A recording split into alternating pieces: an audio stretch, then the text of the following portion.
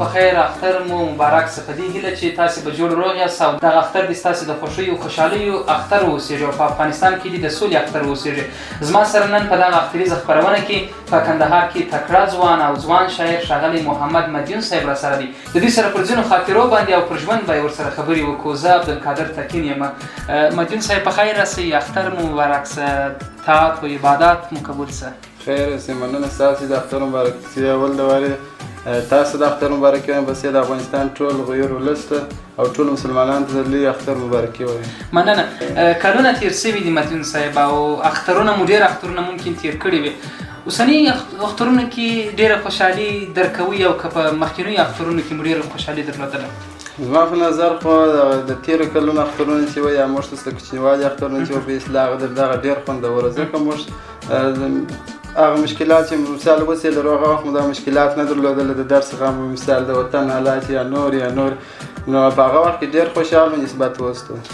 کولی سئ چې د هغه وخت یو خاطره د اختر راته ووایاست چې څونه خوشحالي یې درلودله؟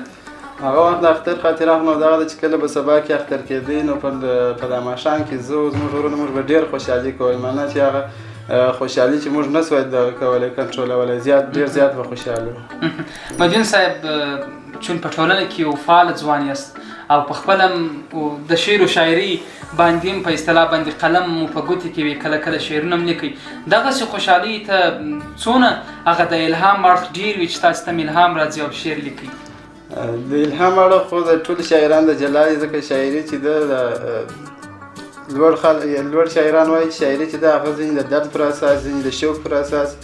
زه خپله چې شعر لیکم هغه دغسې خوشحالي شعرونه اکثره زما په شاعري کې نشته، نه اکثره د تصوف اړخ دی په شاعري کې. د ډېره پورې زما شاعري چې د هغه د الهي عشق پر شاوخوا باندې راګرځي، د الهي مینه ده ټول.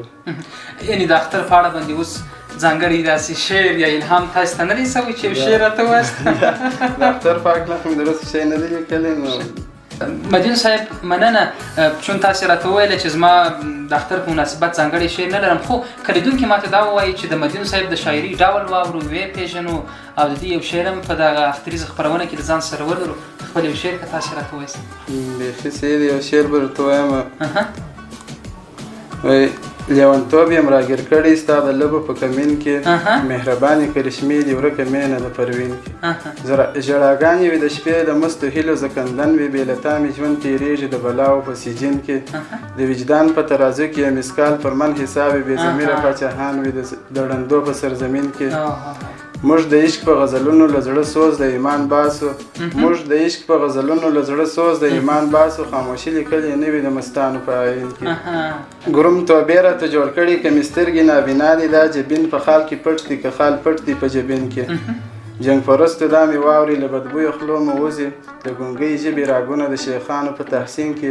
زړه خو مال غنیمتي د بېګانهو خلکو نه دی چې مدین یو هر چا ته خپله برخه ورته زمین کړي. ماشاءالله ډېر ښایسته شعر مو، بس خدای تعالی مو قلم دغسې روان وساته او رښتیا هم تاسې د ټولنې تر ډېره پورې هغه د زخم و د درد ځای ته فکر کړی دی او شاعري مو تر ډېره پر دغه موضوعاتو باندې راڅرګندوي. د یوه حالاتو چې څنګه ګوري چې څنګه حالات یې هغه رقم موږ ته الهام راسي، یا مثال پر هغه حالاتو باندې شعر ولیکو. مدین صاحب په افغاني فرهنګ کې چې یوه اندېښنه اوس موجوده ده پر ځینو ځوانانو باندې تقریبا بهرنیو کلتورونو خورا اغېز پاشلی دي، تاسو ته هم په ټولنه کې معلومیږي. هغه پخوانی کلتور رواج چې موږ ته له کلونو راهیسې راپاته دي اوس په ځوانانو کې نه لیدل کېږي. رښتیا هم هغه تکین صاحب هغه پخواني کلتور دود چې و د اختر د مثال سهار وخت چې به خلک راوتله، کاسې به ایستلې مسجد ته، وتله به د سهار د اختر لمونځ چې به یې وکړي ټولو کلیوال سره به یې روغبړونه کوله، او د کالو طرز چې و مثال صدرۍ و کندارۍ غاړه اوس هغه سټایلونه ټول اوښتي، د وریښتانو سټایل جلای، د کالو سټایل جلای. نو طبعا تاثیر لري په ټولنه باندې. موږ اوس ځوانان چې باید خپل کندارۍ سټایل وکړو. ځوانان باید څنګه وهڅوو تر څو دوی هغه خپل مروج لباس واغوندي، هغسې خوشحالي وکړي څنګه چې په اصطلاح زموږ په ټولنه کې ښایي یا په مخکیني وختونو کې موږ درلود؟ ځوانانو موږ ته د دغه رسنیو د لارو هم هڅولی سو، د مثال په مکتب کله چې تعلیم کوي د استادانو د خوا څخه، د کلي د مشرانو د خوا څخه خپل دا ځوانان موږ ته چې مثال هغه ځوانان چې هغه فعاله ځوانان دي، هغه چې دغه کندارۍ موډ وکړي، مثال کندارۍ سټایل وکړي، نو ټول ځوانان یې ویني بیا هغه هم کېدای شي دغه ته راوړي. خپله کله کله د ځینو ځوانانو یا بهرنی سټایل ورته ووایي، تاثیر یې کله در باندې کړی دی، زړه دې ورته کېږي؟ د روز خو یې نه راباندې کړی خو که چېرې خارج ته ولاړ بیا دې د هغو سره یعنې ستاسې په نظر که زه د خاورې څخه د باندې وځم کېدلی شي بیا تاثیر کېدای شي ولې بیا ټولنې تاثیر وي خامخا د هغو پر کم شیان بالکل. مدین صاحب په کوچنیوالي مو په اخترونو کې کومې لوبې په خپله خوښولې او کولې مې او اوس هم هغه لوبې کوئ؟ په کوچنیوالي مې هم دغه میلې خوښېدلې چې شاوخوا وګرځېږم طبیعي ځایونه شنه ځایونه پارکونه دغه ځایونه اوس هم هغه رقم فکر هغه رقم طبیعت مې ښه داسې د ځوانانو سره ګرځئ که دغسې تنهایي کې میله ښه خوند درکوي؟ یا چې د ځوانانو سره وي بیا خو میله ښه خوند کوي اختر شپې ورځې دي ستاسې پلان څه دی؟ چیرې به ځئ د خیره سره؟ پروګرام مو څه رقم جوړ کړی د ځان دپاره؟ پروګرام خو مو نو دغه رقم جوړ کړی چې د اختر په د اولو دوو یا درو ورځو کې د خپلوانو دوستانو کره به ورځو د هغو سره به چای او میوه خورو بېشک او دغه څخه وروسته نو به الله دلې په ښار کې ګرځو یا کېدای شي یو بل ځای ته ولاړ شو. اخترۍ کوچنیانو ته ورکوې کله چې درته ودرېږي؟ بله ورکوم چې نیکو ور موږ ته خو داسې کوچنیان پرېږدي مو نه شخصا به ستاسې ځوانانو ته پیغام څه اوسېږي په دغسې شپو ورځو کې؟